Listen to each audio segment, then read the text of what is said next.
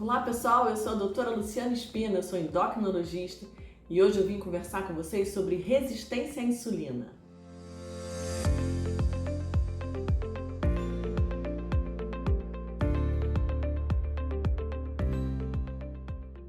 Como eu tenho recebido hoje em dia no meu consultório pessoas me procurando com exames, dizendo que apareceu alterações nos exames, que está com resistência à insulina e que está muito preocupado em ficar diabético, né?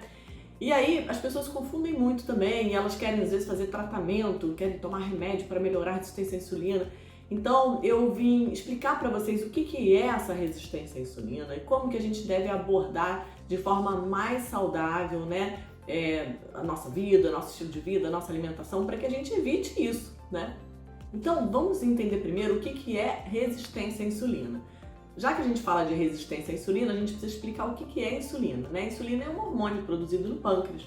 É o nosso principal hormônio responsável por colocar a glicose, que é o açúcar que a gente come, que vai ser absorvido, né, no tubo digestivo, e ele vai então para a corrente sanguínea. Esse açúcar que está no sangue, ele precisa entrar dentro da célula para ser metabolizado na forma de energia. E quem faz essa entrada do açúcar para dentro da célula é a insulina.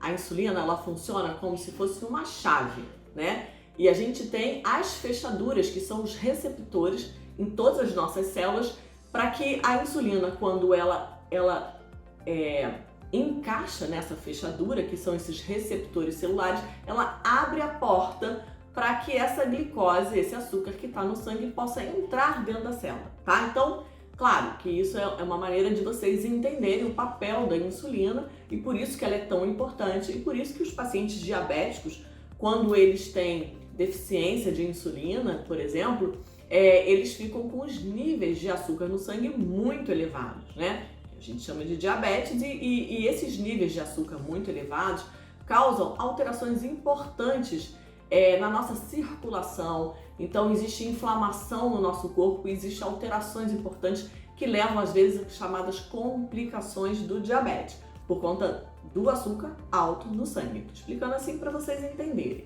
Então, a resistência à insulina é quando esse mecanismo de entrada de açúcar dentro da célula está prejudicado, né?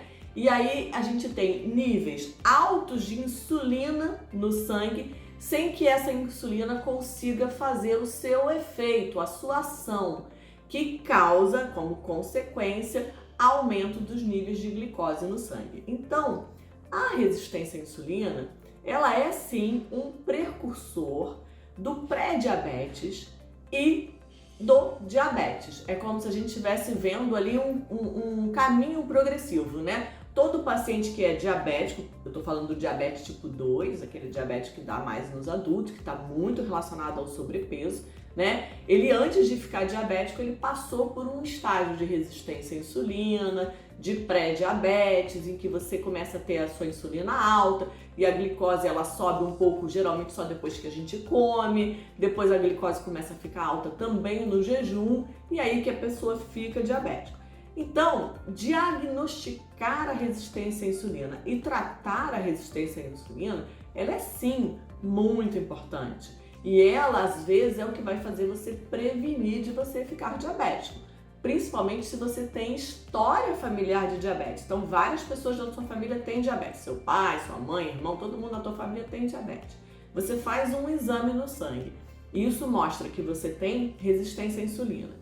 E você tem fatores de riscos importantes para essa resistência à insulina, sim, você deve buscar tratamento, né? Então, quais são esses fatores de risco? O que leva a pessoa a ter resistência à insulina? Eu vou falar agora as 5 principais causas de resistência à insulina. Em primeiro lugar é o excesso de peso, tá? Então isso é muito comum em pessoas com sobrepeso, pessoas obesas. Elas têm uma tendência a ter esses níveis de insulina e às vezes até de glicose mais altos no sangue. Em segundo lugar é o sedentarismo, então pessoas também sedentárias têm um risco maior de ter resistência à insulina. Principalmente aquelas pessoas que têm aumento da gordura visceral. Aliás, eu vou fazer um vídeo sobre isso porque esse é um tema fundamental para a gente estar conversando aqui, né? Os riscos da adiposidade visceral ou da gordura visceral, né? e também da esteatose, que é o que a gente chama de gordura no fígado. Então também está associado à resistência à insulina.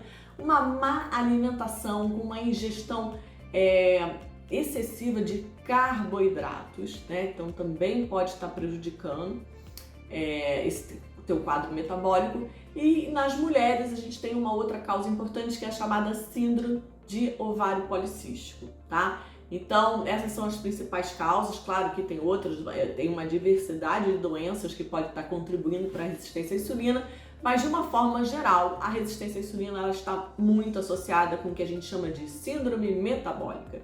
E a síndrome metabólica é uma associação de alterações que a gente tem quando a gente tem sobrepeso, sedentarismo, dislipidemia, que é gordura, colesterol ou triglicerídeo alto no sangue. Às vezes também são pessoas que têm um aumento do risco cardiovascular, então elas costumam ter pressão alta e problemas cardíacos. Então tudo isso está relacionado a esse quadro que a gente precisa saber evitar. É importante vocês entenderem que não tem sintoma, né? A gente não sabe se a gente tá com resistência à insulina ou não, porque a gente não sente nada, né? Então, esse diagnóstico ele é feito através de um exame de sangue. E no exame de sangue a gente dosa a glicose, a gente dosa a insulina, isso é feito de jejum, e a gente faz um cálculo que é chamado índice de HOMA, H-O-M-A, índice de resistência à insulina, índice de HOMA ou HOMA-IR. Então é através dessa avaliação, né, que é a avaliação mais básica. Existe também uma curva glicoinsulínica que a gente também pode fazer, mas hoje em dia é raro as indicações de se pedir essa curva. Basta esse exame de sangue que é feito em jejum, que quando ele vem alterado, se você tem esses fatores de risco, tem história familiar, então a gente dá esse diagnóstico de resistência à insulina. Vamos agora entender como que a gente trata, como que a gente evita isso. A gente tem 3 formas de tratar, de evitar ou de amenizar a resistência à insulina: com a alimentação, com atividade física e com alguma medicação quando ela é necessária, tá? A atividade física é fundamental. O músculo é um grande gastador de energia do nosso corpo, ele que rege o nosso metabolismo. Quando a gente coloca nosso músculo para funcionar, o açúcar, a glicose que está no sangue, ela entra direto no músculo. Ele não depende desse mecanismo que eu falei de chave fechadura. Então, você diminui o nível de açúcar no sangue quando você se exercita, independente de você ter resistência ou sensibilidade à insulina. Então, a atividade física ela é fundamental. Fora que, na maioria das vezes, a gente tem resistência à insulina quando a gente está com sobrepeso, né? E para perder peso, o exercício ele é fundamental. Então, você não vai fugir da atividade física. Não vai fugir. A atividade física regular, ela é muito importante para a nossa saúde, tá? Não só para esses benefícios metabólicos, mas para várias questões que eu já conversei aqui com vocês no meu canal. Se vocês seguem os meus vídeos, você vê que eu sempre reforço essa tecla, como é importante a gente estar se exercitando. Mas também é importante cuidar da alimentação, né? E aí, basicamente, a gente vai falar de alimentos que têm um alto índice glicêmico ou alimentos que têm uma carga glicêmica muito alta, que são os principais alimentos que pioram, né, essa questão dos níveis altos de insulina no sangue, tá? Que a gente precisa evitar. Que alimentos são esses? Alimentos como açúcar e farinha branca, alimentos como o arroz branco, alimentos como a batata inglesa, tudo aquilo que leva farinha, então, por exemplo, macarrão, massas de uma forma geral, doces, sobremesas, tudo aquilo que leva açúcar, bebidas açucaradas como os refrigerantes e os sucos de caixinha que levam uma quantidade enorme de açúcar. Então, assim, basicamente são esses alimentos que a gente deve evitar, que são alimentos que a gente chama que tem um índice glicêmico alto ou eles têm uma carga glicêmica alta quando eles são consumidos em grande quantidade, tá? Então faz diferença a quantidade que você vai comer de arroz ou que você vai comer de batata na tua refeição, e isso, claro, que deve ser avaliado individualmente. Você precisa procurar a ajuda de um nutricionista ou de um médico que possa orientar a você o que você deve, o que não deve comer e em qual quantidade. Mas, de uma maneira geral, basicamente assim explicando, esses são os alimentos que mais contribuem para esses níveis de aumento de insulina no sangue. Bom, e aí você deve comer o que então, né, doutora? Fala para mim o que eu posso então comer. Verduras, legumes e frutas. fibra. A gente precisa aumentar muito a ingestão de fibra na nossa alimentação, né? E aí eu gosto sempre de falar para os meus pacientes que questionam muito, às vezes, a fruta. Algumas frutas têm um índice glicêmico alto, mas se você come essa fruta associada a uma ingestão de proteína, de gordura boa ou de fibra, você diminui a absorção, né, desse açúcar da fruta. Então, por exemplo, você combinar a fruta com um iogurte, ou o leite, ou a aveia, ou, por exemplo, as castanhas, nozes. Então, você com isso, que tem gordura boa, com isso você diminui esse índice glicêmico das frutas. Então, você não tem que deixar de comer a fruta. A fruta é uma coisa super importante para a nossa saúde, tem muitas vitaminas, é importante, são boas opções de lanche, mas eu gosto muito, por exemplo, de associar com a aveia, tá? Então isso é uma dica legal para vocês. Bom, lembrei de uma coisa agora que eu não posso deixar de falar, que você não tá proibido de comer arroz, né, gente? Nem farinha, nem massa, macarrão, nem nada disso. Lembrando que a melhor opção é integral, tá? Faz diferença. Para essa questão da insulina, basicamente, para essa questão do índice glicêmico e tudo, faz diferença se você come um arroz integral, se você come um pão integral, se você come uma massa integral. Então, dê sempre preferências para o integral. Em relação à batata, por exemplo, a batata doce é uma boa opção, melhor do que a batata inglesa para você que tem resistência à insulina. Lembrando que as quantidades, né, vai depender de se está com sobrepeso ou não, se você precisa perder peso, qual é o teu gasto calórico, se você faz exercício. Então isso tem que ser individualizado, tá? Isso é só uma informação geral sobre alimentação. Em alguns casos, a gente precisa usar remédio, né? Então, em alguns casos, a gente precisa de tratamento medicamentoso e isso o seu médico deve avaliar, óbvio. Então, a gente faz isso, por exemplo, em pessoas que já têm pré-diabetes, ou até mesmo já estão diabéticas, ou têm um grau de resistência à insulina muito alto, e tem uma história familiar muito importante de diabetes. Então a gente começa a usar certas medicações que vão ajudar a prevenir ou vão ajudar até a tratar já o que a gente chama desse metabolismo alterado, né? O remédio mais comum, mais utilizado, que eu aposto que vocês já ouviram falar, é a metformina. A metformina a gente usa muito para isso.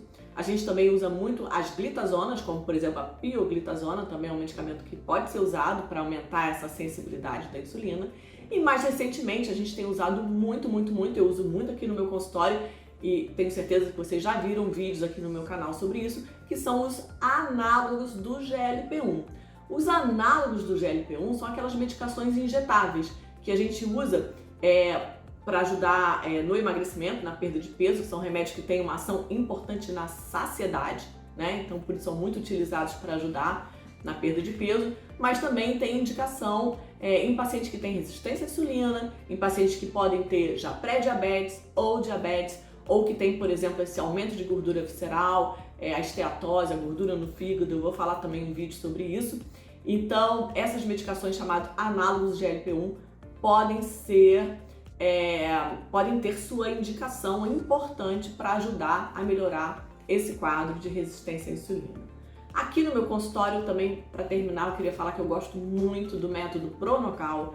O método Pro-Nocal é um tratamento com uma dieta VL-CKD, que é uma dieta cetogênica de muito baixa caloria. Tem vídeo aqui no meu canal que eu explico sobre esse método. Vou deixar também aqui na descrição do vídeo. Se você quiser saber o que é esse método de emagrecimento, ele também é maravilhoso para melhorar a resistência à insulina, abaixa nível de glicose, abaixa nível de insulina e melhora a adiposidade visceral, tá? Então também pode ser uma boa para você que está sofrendo com sobrepeso e resistência à insulina. Então é isso, gente. Eu queria terminar esse vídeo aqui com vocês hoje, agradecer por vocês estarem aqui me assistindo, vocês que seguem meu canal, muito obrigada. Eu sempre tento trazer informações importantes de saúde para ajudar, né, a você ser uma pessoa mais saudável. Então me ajude também dando seu like, se inscrevendo no meu canal, compartilhando esse vídeo com seus amigos. E eu quero você escrevendo aqui nos meus comentários o que você achou. E se você está precisando de mais alguma ajuda, mais alguma informação, me dá dica para próximos temas de outros vídeos. Tá bom, gente? Até a próxima. Um grande beijo para vocês. Resistência à insulina. Por que eu vou conversar com vocês hoje sobre isso? Não sei, me diga você.